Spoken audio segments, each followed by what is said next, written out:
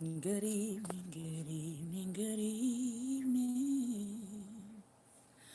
Ooh, ooh, ooh, ooh. Good evening, good evening, good evening.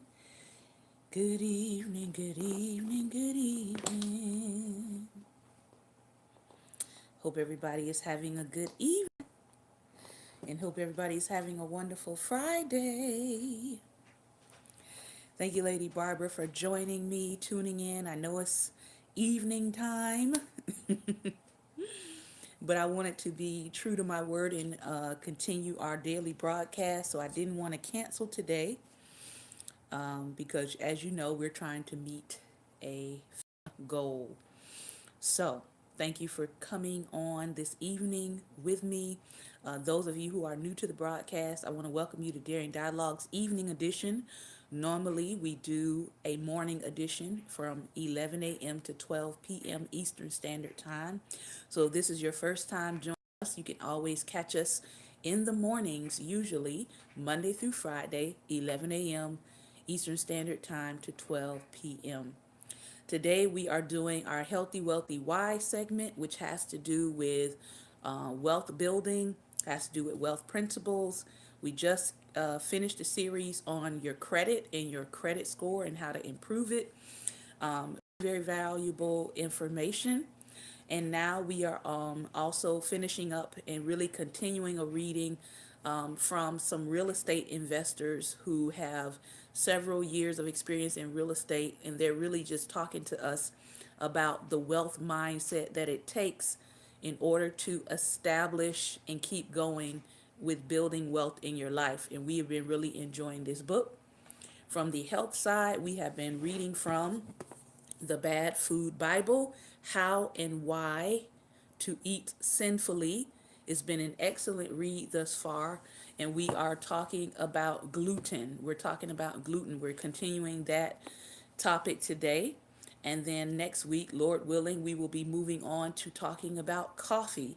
Since a lot of people drink it, a lot of people love it. The research, we're going to look at the research on coffee and is it beneficial? What are some precautions we might need to take if we're drinking a lot of coffee? All of those things. Most of you know that I am a coffee lover. So I have my own way of doing coffee at my home. And then, of course, I may go out and drink coffee, but I am somewhat of a coffee connoisseur, not as intense as some other people I've seen, but I can tell a good brew of coffee. All right.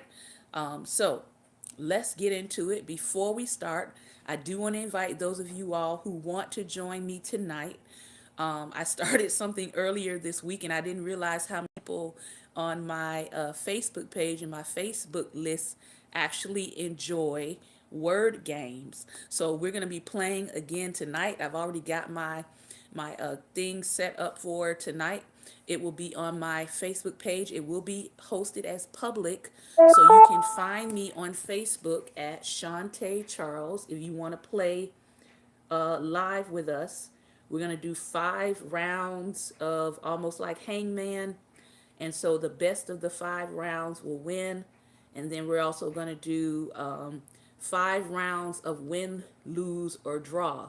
And also the best of those who get the answer will get some sort of reward or prize from me. So we're going to actually do 2 different kinds of games tonight. It's going to be on my personal page, but it will be public, a Facebook Live public. And you can find me at Shantae Charles if you want to play.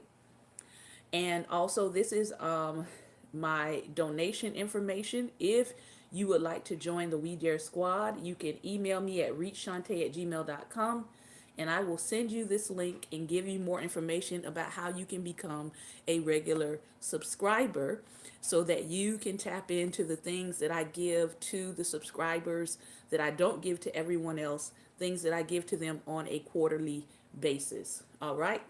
So those are my announcements for tonight. And those who have been a part of the We Dare Squad this year, your last packages will begin to ship out next week because I want to make sure that I have those out before the Christmas season. because I want to make sure everybody gets those things on time. All right. So let us talk now about health, and let's talk about gluten. That's where we are tonight. Gluten. People with gluten sensitivities. Do you need to avoid gluten? Maybe. So let's read and let's take a look at what needs to happen. The number of people who suffer from celiac disease and wheat allergy is relatively small. Other folks claim to have gluten intolerance or gluten sensitivity, which is not an autoimmune problem like celiac disease or an allergic problem like a wheat allergy. It's something different with a range of symptoms that have been attributed to gluten. It's not as if people who claim to be gluten sensitive have no reason to do so. In a study published in the American Journal of Gastroenterology in 2011, researchers randomized 34 patients who said they were gluten sensitive to receive one of two interventions. All were put on a gluten free diet, but half of them were also given a gluten free muffin and 2 slices of gluten free bread each day. The other half were given a muffin and a bread containing gluten. Although more people in the second group complained of worsening symptoms, pain, bloating, tiredness, decreased satisfaction with their stool consistency, 40% of those in the first, totally gluten-free group also complained of the same symptoms. The researchers concluded non-celiac gluten intolerance may exist, but no clues to the mechanism were made clear. This brief, ambiguous statement set off a firestorm.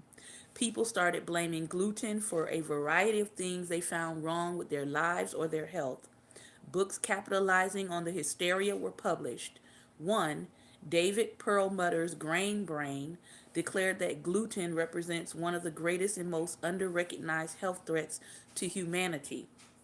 Let's remember, humans have been consuming gluten for thousands of years and have managed to take over the planet quite effectively in spite of it. Some people have argued that modern wheat has more gluten in it than the wheat consumed long ago. But scientists have looked into this and found that at least in the United States, in the 20th and 21st centuries, wheat breeding has not led to an increase in the protein content or gluten content of wheat. So it doesn't seem as though the gluten our ancestors were consuming was somehow better for them than the gluten we ingest today. Nor has the consumption of wheat flour been steadily rising in recent decades. 1 second, let me check my volume here and make sure this is all the way up. All right. All right. So, okay. Hopefully I have not lost volume with my YouTube people because I just realized my volume was down here. So hopefully they can hear me now. All right. Can everybody hear me clearly as I'm talking? I'm just making sure my volume is all the way up. Okay. All right, let me continue. Good evening, Lady Latoya. Good evening to those of you who are joining us for the first time. We are talking about gluten. The annual intake of wheat flour peaked at about 225 pounds per person in 1880, thereafter declining to a low of 110 pounds in the early 1970s. It then started to rise again, reaching 146 pounds by the year 2000. Nowhere near the amount of wheat flour and therefore gluten Americans were eating in 1880. It seems unlikely, therefore, that gluten is a greater problem today than it was in the past simply because we're consuming more of it.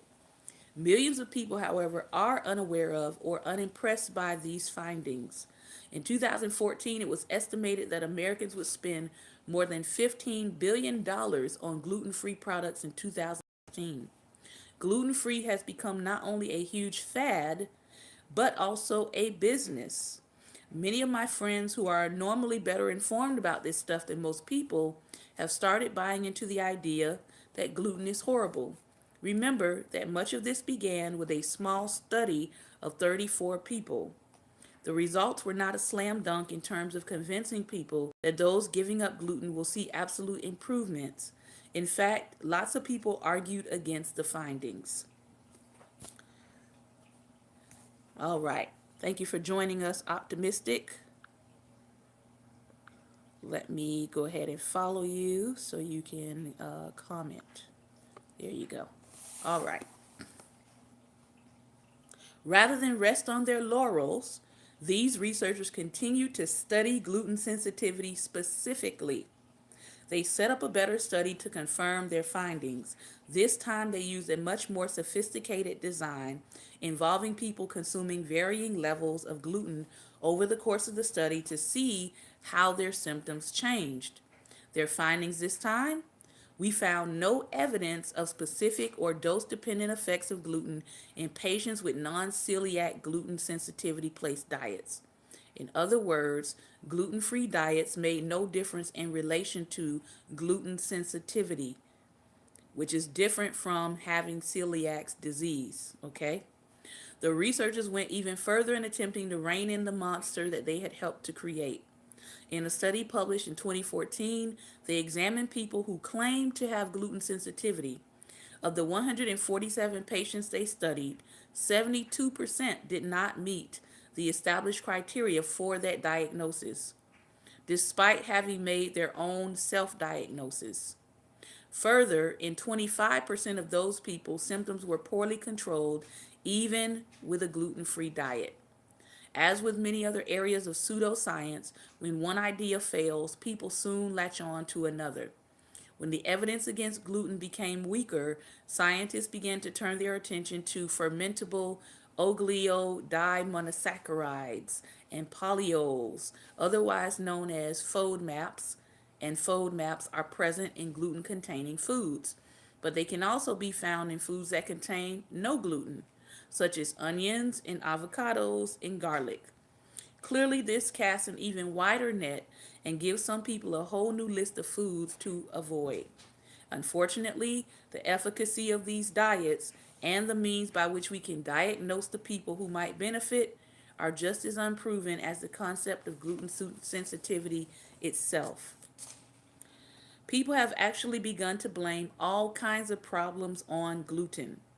These include things that have nothing to do with the intestines. Actress Jenny McCarthy, famous for her anti vaccine advocacy, believes that a gluten and casein free diet was instrumental in improving autism like symptoms of her son.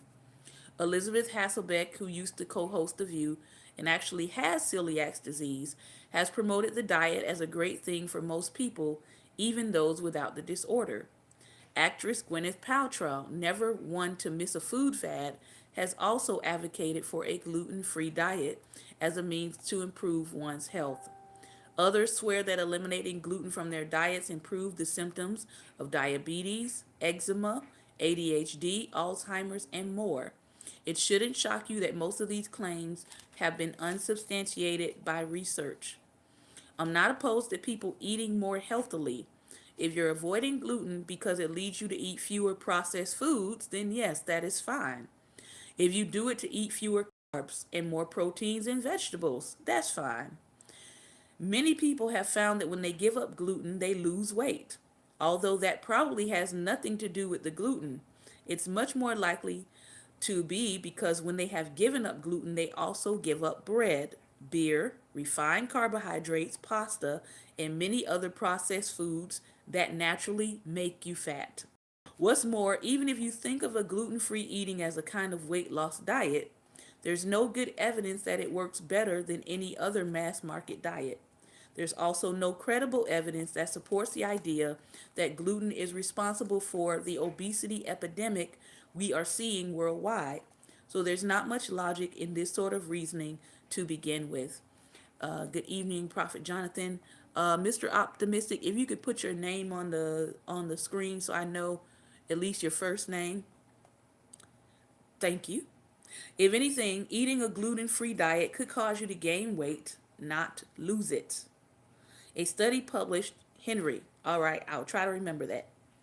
If anything, Eating a gluten-free diet could cause you to gain weight, not lose it. A study published in 2006 followed 371 people with celiac disease who were put on a gluten-free diet.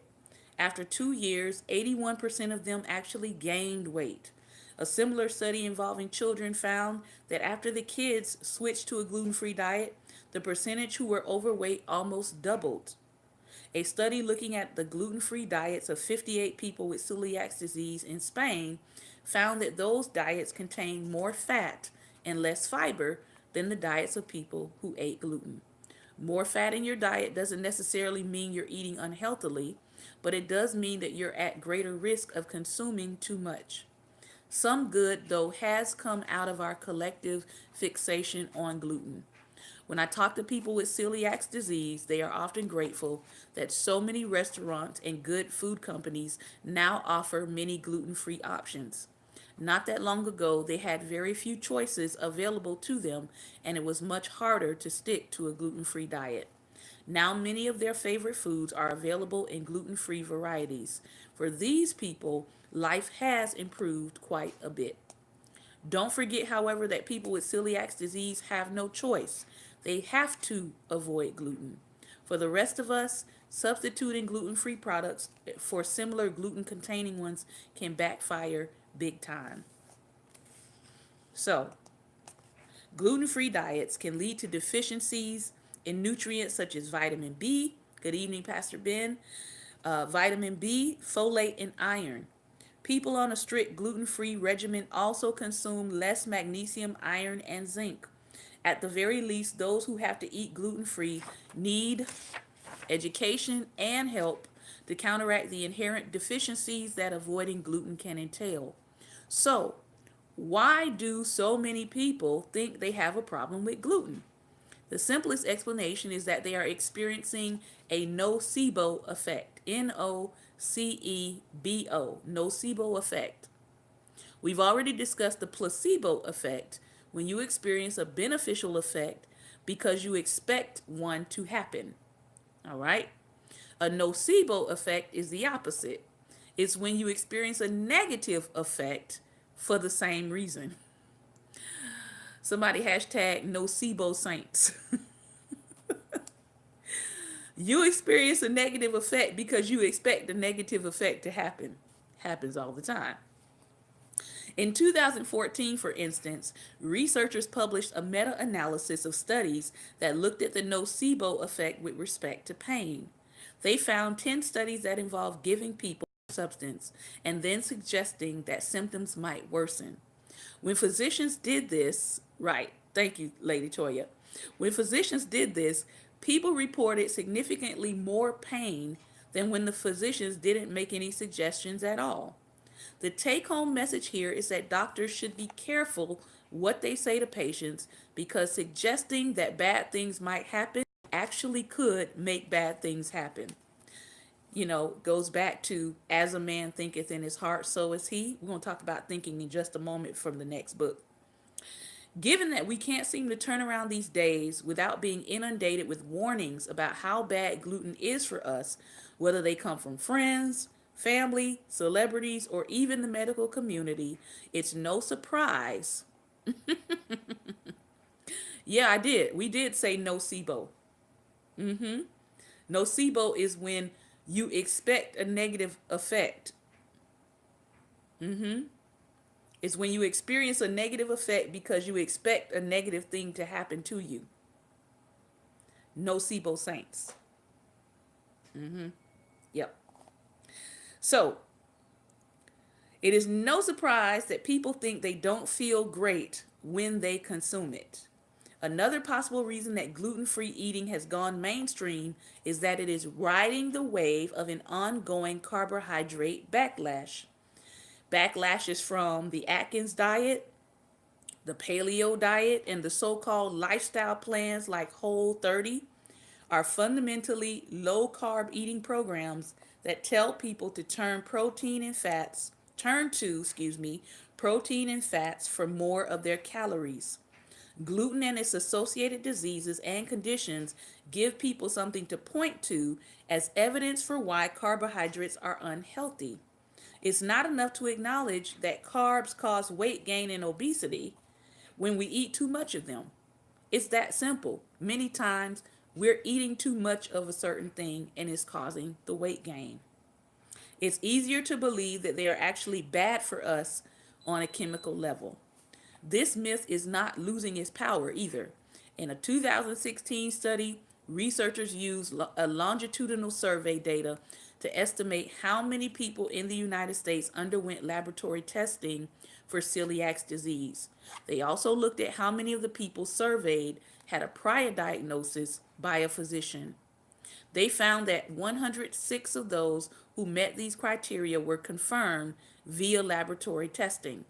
However, the remaining 213, over twice as many, did not. These may sound like small numbers, but they represent 1.76 million and 2.7 million people, respectively. From 2009 to 2014, the prevalence of celiac disease was stable, but the prevalence of strict gluten-free diets was not. It went from 0.52% all the way jumping to 1.69% in 2013-2014 results. This is undoubtedly probably still an underestimate. Many people who go gluten-free are doing it without being entirely adherent to it. Many others go out of their way simply to avoid gluten for reasons that don't have very much grounding, if any, in the actual science. So what is the bottom line? The bottom line is, if you have celiac disease, you need to be on a gluten-free diet. If you have a proven wheat allergy, you need to avoid wheat. But if you think you have a gluten sensitivity, you would probably be better off putting your energy and your dollars toward a different diet. Simply put, most people who think they have a gluten sensitivity really don't. It's impossible for me to prove that gluten sensitivity doesn't exist. It probably does. I imagine there are people who don't react well to gluten in ways that don't meet either celiac or wheat allergy, but it is likely pretty rare. Even proponents of non-celiac gluten sensitivity have said that the prevalence varies in different populations from as low as 0.63% to as much as 6%. Whatever the actual percentage, it is nowhere near the 1/3 of consumers who are trying to shun gluten-containing products. While there's almost no evidence that a gluten-free diet will do these consumers any good at all, it does make food companies quite a bit of money. Follow the money. Sales of products with gluten-free labels have gone from $11.5 billion worldwide in 2010 all the way up to $23 billion in sales in 2014. Companies even sold 2.1 billion of gluten-free dog food last year. Let me say that again. Gluten-free dog food. As with any other substance, if you think you have a sensitivity to gluten, it is best to discuss this with your physician. If he or she recommends a gluten-free diet, ask for the evidence behind the recommendation. I bet you there won't be any. Wow. And you do know, as the writer, the researcher is talking here, he does tell us that some of these products are they naturally don't have gluten in them, but because of the phrase gluten-free selling products now, a product that never had gluten in it to begin with will also slap a label on it that says gluten-free, and it will cause that product to sell more because of the craze of gluten-free. Commercial break. Tonight at 7:15, that's 15 minutes after this broadcast ends, we're going to be on my personal page live, and I'm going to be doing Word Nerd Games. All right? So for those of you who missed the play last time, I'm giving you a heads up. All right? 7:15. I've got all my stuff lined up. We're going to do win, lose, or draw. And we're also going to do hangman. And so it's going to be the best of 5 for both of those. And there will be a reward for both of those. games. All right. Tag a friend, tell a friend, tag a word nerd. Okay. I put up an announcement on my page already. So that's going to be at 7:15 after this broadcast. I'm going to jump on Facebook Live and do those word games. All right. End the commercial break. Wealth can't wait. Yes, my personal page is Shantae Charles. If you find me on Facebook, it's gonna be a public Facebook Live, so you'll be able to see it even if you're not my Facebook friend. It will be public, but you can find me at Shantae Charles, and I have a picture of the Capitol as my profile pic. It's a video pic, and it says "God Flip America" over and over again because that's what I'm praying every day. All right. Okay. Wealth can't wait. Avoiding the 7 wealth traps, implementing the 7 business pillars, and completing a life audit today. All right? Got it, Henry? You got it? Okay. I'm assuming that you got it. Chapter 20 is where we are. Some of this is so good. I'm going to pray that in the next 30 minutes, I can get all the way to chapter 25 because all of this is necessary. So I'm going to try to get as far as I can get in the next 35 minutes. All right? Because this whole section is blessing my life, and I know it's going to bless yours. In this section, we're talking about thinking. Hashtag thinking. First section, chapter 20, thinking without hindsight bias. Thinking without hindsight bias. Lawrence J. Peters said this: an economist is an expert who will know tomorrow why things he predicted yesterday didn't happen today. All right? Wealth building requires predictive decision making. Wealth building or building wealth requires predictive decision making. What does that mean? Some of the best forecasters of wealth and some of the best discerners of where market is going is usually prophetic people. Yeah, this is where marketplace profits, PROPHET, come into play. So if you're prophetic and you have a gift and you have a call to work in the marketplace in financial areas, your prophetic gifting will be a strength to you in this area. All right? Just thought I would let you know that. For those of you who are wondering, I'm a prophet, but I don't necessarily fit into what people are doing in the religious arena, but I have a strong gifting for economics and finance. I want you to take your blessed, anointed self and go get a job in finance and allow the Lord to use your gift of predictive decision making to go bless your life in the life of others in the area of wealth building. Got it? Good. All right. For example, should you invest in a particular property, stock, or franchise? There are people that God has actually gifted with the ability to have prophetic insight into those areas. So I am always looking for prophetic people who operate in those fields. Should you hire someone to help you with this? It's important to weigh a multitude of factors before deciding whether to jump in or not. Paul, the writer says of his partner, Paul is a seasoned investor with more than 25 years of experience. He bought a $2.2 million teardown for his future residence in June of 2009. Looking back, the handwriting was on the wall.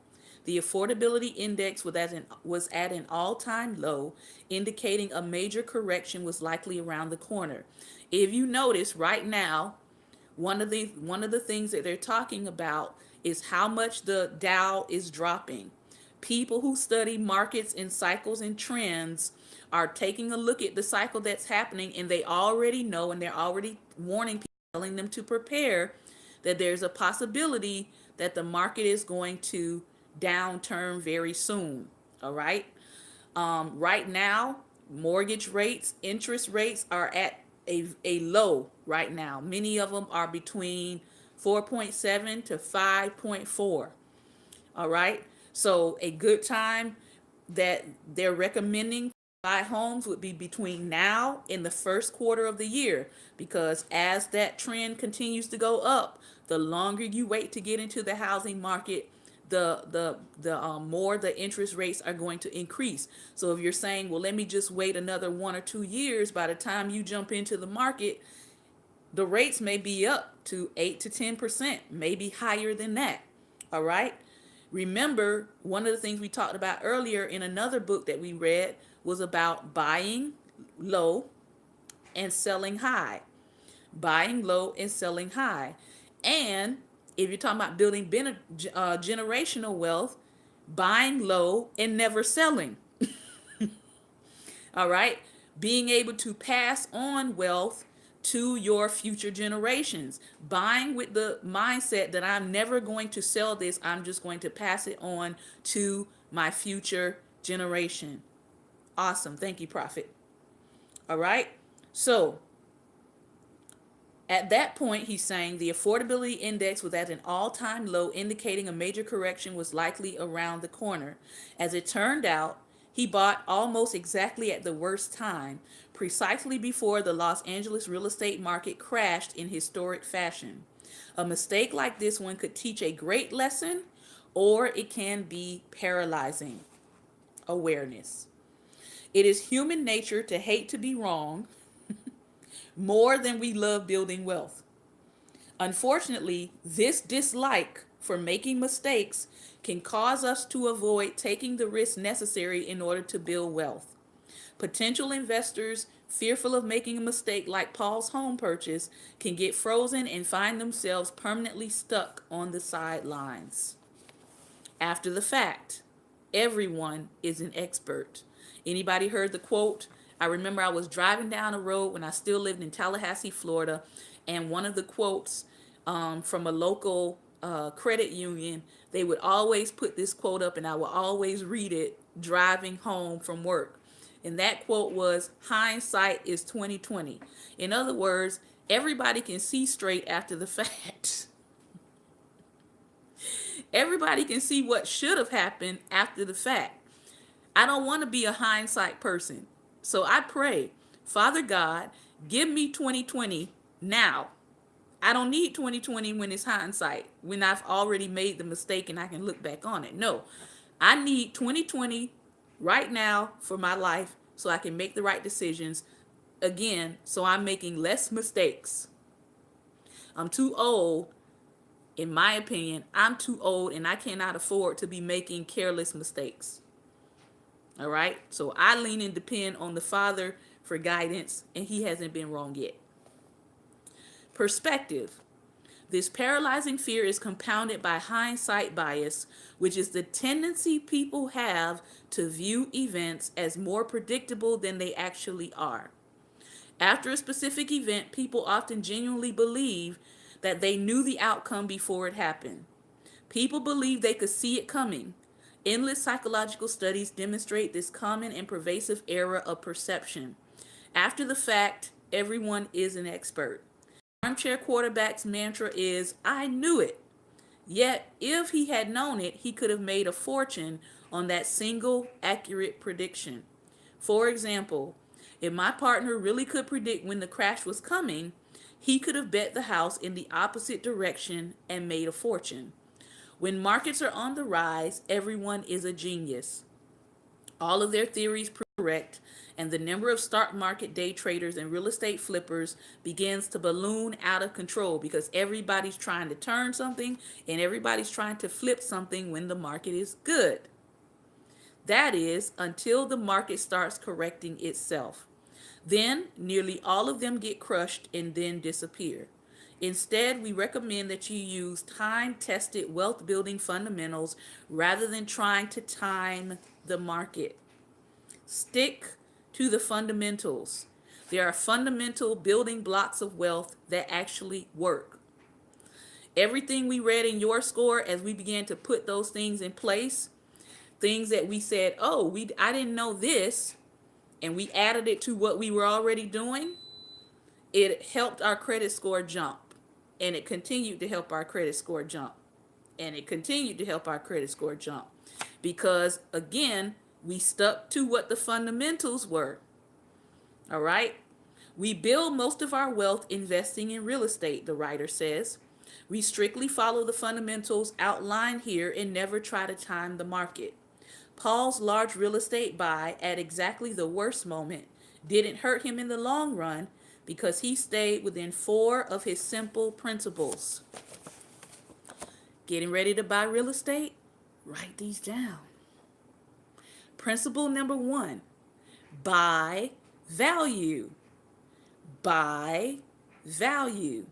One common way to do that is to buy the worst house in the best neighborhood. Buy the worst house in the best neighborhood.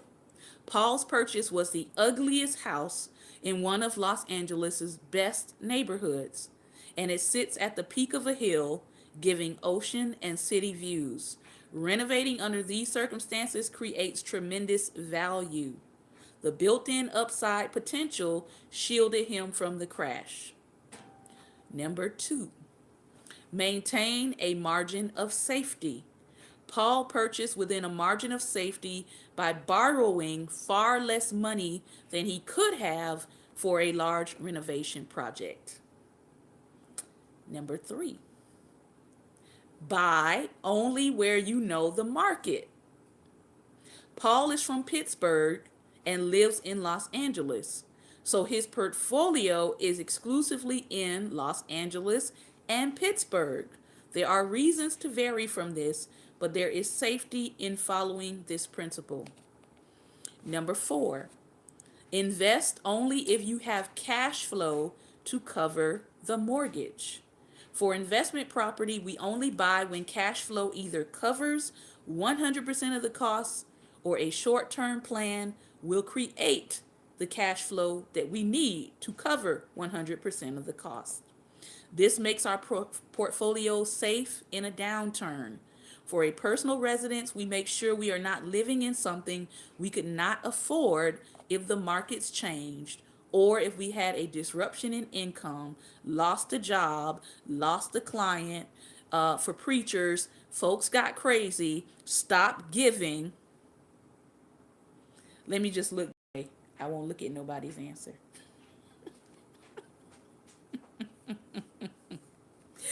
Oh my gosh. I don't want to go into that. But pastors and leaders, if your income is based on the people, let me just say this. Our income is not based on people giving, because we would be homeless. All right. I'm just keeping it 100. Just keeping it 100. All right. You need to have other streams of income. We in 2018. Leaders, you may need to have a job. And let me say this, and if you're a leader who does not manipulate people to give, you certainly need a job. Let me just sip my juice. Oh, Prophet Sonia, Apostle Sonia, I know you're on here somewhere. You can attest to that. All right. So, invest only if you have cash flow to cover the mortgage. No cash flow to cover? Don't buy that extra property. All right? And if you're Black American, let me just give you a little investment tip. You might want to be looking at investing in some property and land in Africa. Go ahead and get your African network and your African contacts together. because you might need to invest in some land there. And I'm not talking about investing in land to just let it sit fallow. I'm talking about investing in land there for the future. All right. So, by having a game plan and sticking to solid fundamentals, you will not lose in the long run. Pastor Ben, you got contacts there. You need to start talking to them about land acquisition. All right? You welcome. Don't say I didn't warn y'all. 2020 is right around the corner. By having a game plan and sticking to solid fundamentals, you will not lose in the long run. For example, instead of panicking and selling at a big loss, the house lost 30% of its value within 6 months after he bought it. Paul continued to develop the property while the market crashed and everyone fled real estate, because that's what happens. He kept investing in the property because he understood and trusted in his fundamentals. Now, 9 years later, the house is worth nearly $2 million more than the cost of his purchase and renovations. So again, let me give you those four. Buy value. If you're looking to buy, try to buy the worst house in the best neighborhood. Number 2, maintain a margin of safety. That means borrowing less money than you are actually offered. Number 3, buy only where you know the market. And number 4, invest only if you have cash flow to cover the mortgage. If you're up to your eyeballs in bills and you're like, if I get this mortgage, it's really, really, really going to stress me or stretch me, and there is no financial cushion for you, then that's probably not a good investment for you. Wealth Accelerator. Stick to your fundamentals and don't try to time the market. Get active, buy value with safe debt equity ratios, and stay in the game. Over time, you will make money no matter what the market does. Listen to that one more time. Over time, you will make money no matter what the market does. Chapter 21. Think proactively, not reactively. This is a huge one. This is huge. This is just huge for the body of believers, period. Whether you're talking finance, whether you're talking your personal life, whether you're talking your relationship life, think proactively, not reactively. Dave Ramsey says this: don't buy things you can't afford with money you don't have to impress people you don't like. I think Will Smith said it first. You would think the need to keep up with the Joneses would be passé by now. One guy gets a new car and the neighbor has to outdo him. One person gets a bigger house and the coworker does the same. Billions are spent in advertising and marketing, creating a link between buying a company's product and feeling good, being awesome, and achieving success. This can cause us to live above our means and can put us at risk during the slightest economic downturn. During our season of losing that I talked about a couple days ago, you can go on the YouTube or you can go on Periscope, drop down a couple of videos, and you'll see me talking about this season. During this losing season, one of the most important things we learned was to live on zero. All right. Talk to you soon, optimistic. One of the most important things we learned was how to live on zero. It was not a lesson we were anticipating, but we learned it. We learned how to live with very, very, very little. We learned how to live on bare necessities. We learned how to put our whole life in one room. There are some people who would freak out if they had to live for 9 months to a year off of the things they could only fit in one room. I want you to think about that. If God had to reduce your life down to one room, could he do it? I mean, we already went through it. We experienced it. If God had to, if God said, I need you to reduce your life down to one room, whatever you put in that room is whatever you have. That's what you're going to live by. That's what you're going to operate from. And nothing else can fit in there. Some of the saints would just flip their minds. They would flip their lids because we don't know how to let go when God tells us to let go. We don't know how to lose. Some of us think we know how to win, but you really don't know how to win until you have learned how and mastered how to lose. All right? So, when we live above our means, it can put us at risk during the slightest economic downturn. From that point in our life, we learn how to live on less so that if an economic downturn does happen, we are not pulling our hair out and saying, oh God, what is we going to do tomorrow? So you live, you take the lessons from that, all right? He says, what if it leaves you unable to take advantage when the market changes predictably and creates killer opportunities for the few who can afford it? We have seen it happen over and over and over again. People earning great incomes, all right? You might be earning a great income right now, but you're living above your means as if your income will never decrease. So if you're living above your means now and all of a sudden your income decreases, what are you going to do with the bills that you have now accumulated at a certain measure? All right? What are you going to do? Letting vanity dominate your decisions can put you out of control of your financial future. We aren't saying don't buy something you want, something that brings you joy and ease. Rather, don't allow emotional reactions to rule your purchasing habits. I like to call it, this is just for me, I like to call it the 3 to 7 day rule. This is good if you're a person who likes to shop online and you don't like to go to stores, right? You can shop online, you can catch sales. And when you shop online, guess what they have right up there, usually in the top right-hand corner? They usually have a shopping cart, right? And you can put things in that shopping cart and you can let it sit there. All right? It's called discipline, self-discipline.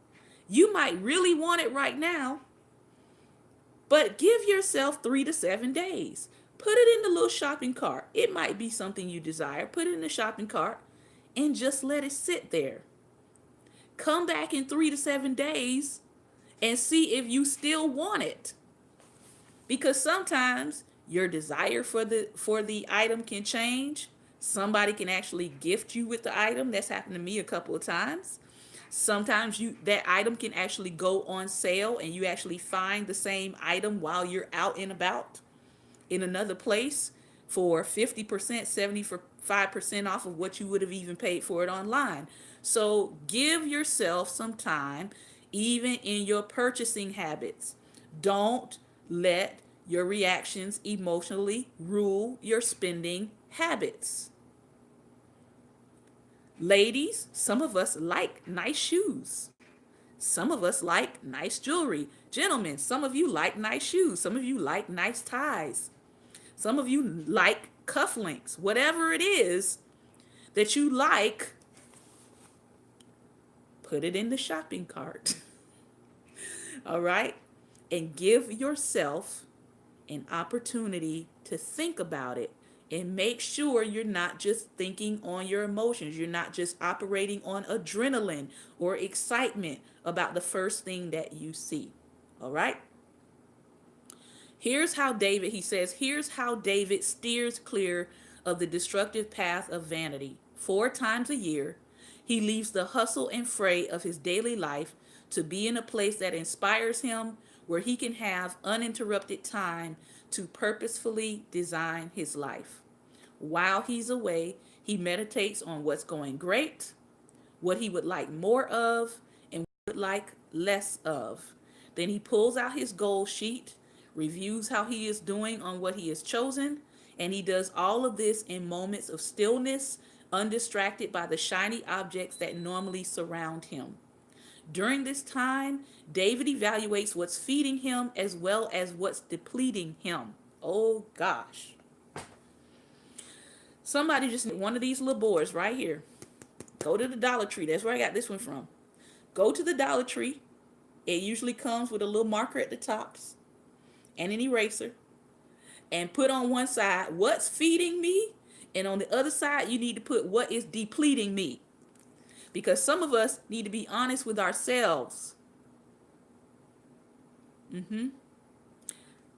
What is feeding me? Is it the word? Is it friendships? Is it the potato chips at 11 o'clock at night? What is actually feeding us?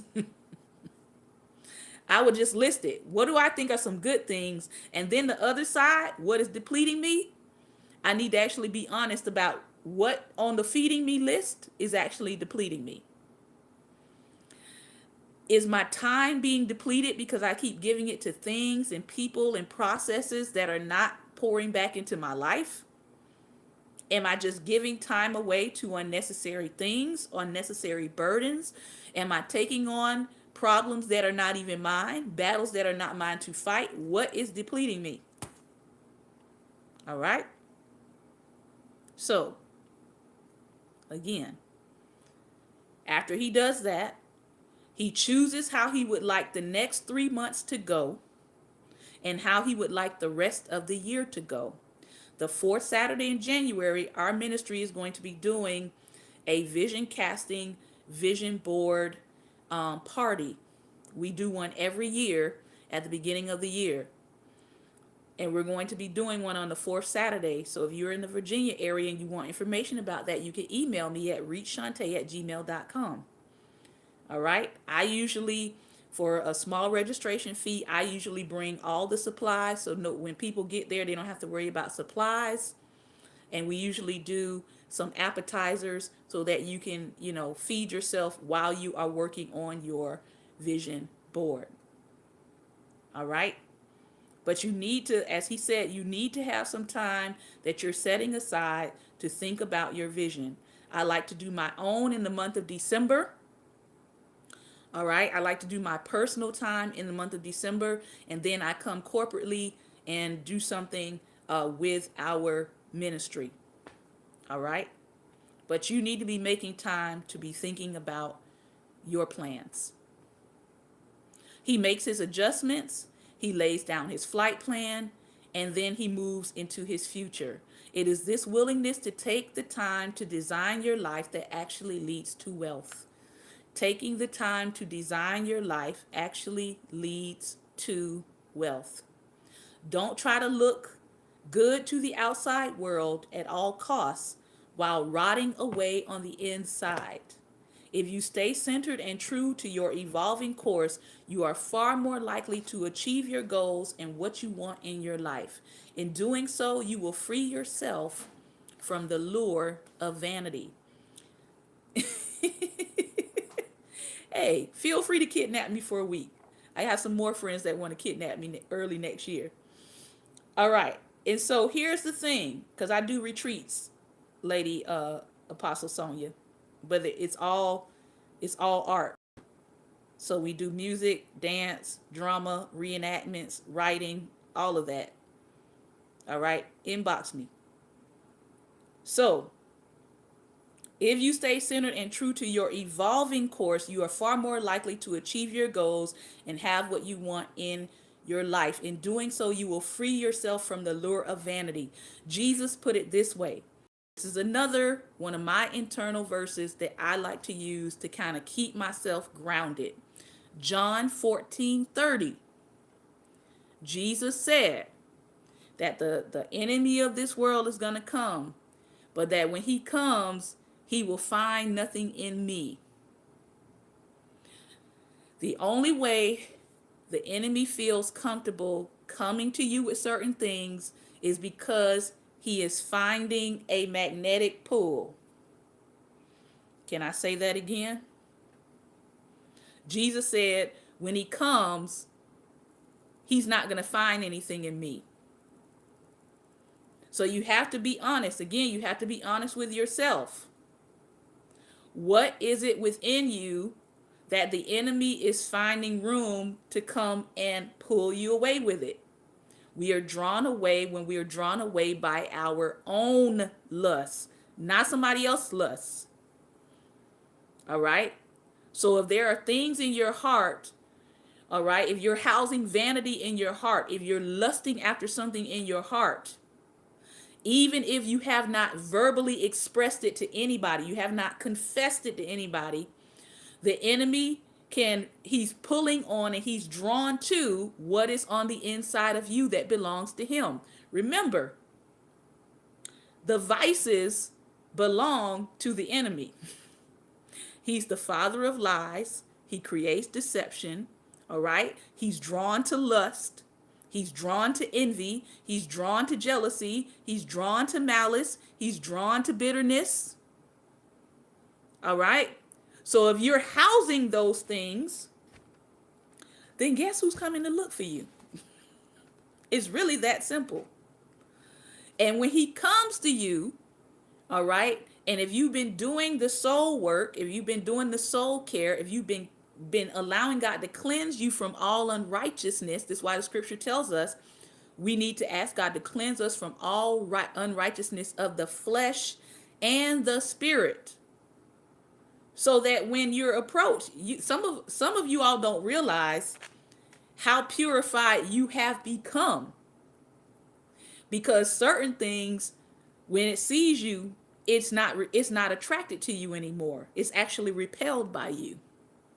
Some of you are wondering why certain people don't bother you anymore and they don't come around. That's because what was in you that was drawing them to you is not there anymore. Somebody gonna get that tomorrow morning. They don't come around anymore because what was in you is no longer drawing them because it's not in you anymore. All right? Spirit recognizes spirit. Dysfunction recognizes dysfunction. Water seeks its own level. That's another way to put it. So, yes, the enemy could approach Jesus, but there was nothing for the enemy to latch onto in Christ. So he went away. Now, Jesus recognized he was going to go away, but understand the enemy will come back and he will come checking for you just to see, have you remained pure? Have you remained undefiled? Have you remained delivered? Or is there something in you that he can latch hold on to and attach himself to? All right? Live within your means. Build your life on choices you make, not in reaction to what your neighbor is. Listen here. We don't have to close right there. Oh, Lord. Live within your means.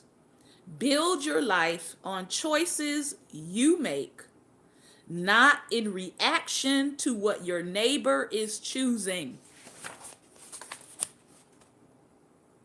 That was a good word. That was Wealth Accelerator from chapter 21. Live your life based on your choices, not in reaction to what your neighbor is choosing. How much different would our current society be if we just followed that one principle? If we began to build our life on the choices that we make, hopefully based out of the wisdom of God, and not based on a reaction to what my neighbor has. Oh my goodness. This has been another episode of Daring Dialogues, and I've been your host today, Shantae Charles. I am so sorry that I only got through 2 chapters. But Lord willing, we're going to come back next week and we will cover 3 more chapters. Chapter 22 is Think Positively, Not Negatively. Chapter 23, Thinking the Second Thought. And chapter 24, Think Past the Chatter. And we might even get to chapter 25, Thinking the World is Out to Help Me, Not Harm Me. Let's not be the nocebo saints tonight, okay? Remember from the health book, the nocebos are when something negative, you experience something negative based on your expectation of negativity happening to you. Let's not be, let me give you the word again.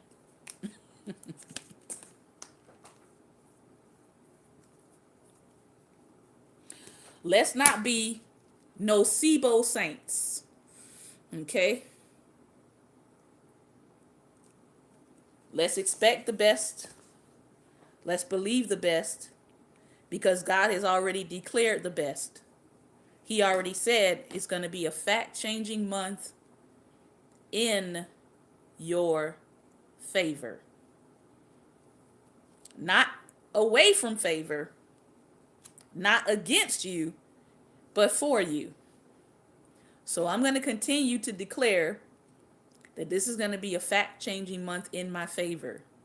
We had some excellent, awesome, wonderful news that we got today, but I know better than to share it all online. But it was wonderful news. And so we are thanking God that it's a continual fact-changing month. And so I'm not going to be a nocebo saint. I'm not going to be expecting negativity to happen to me. I'm going to be expecting the favor of God to come to me. All right? I will see those of you on Facebook Live. I'll see you in a few minutes to play our word games for tonight. Remember, light is the most daring opposition to darkness. So please continue to go out and be light. Thank you, Gary. Good evening, and good evening to those of you who are on the YouTube live stream as well.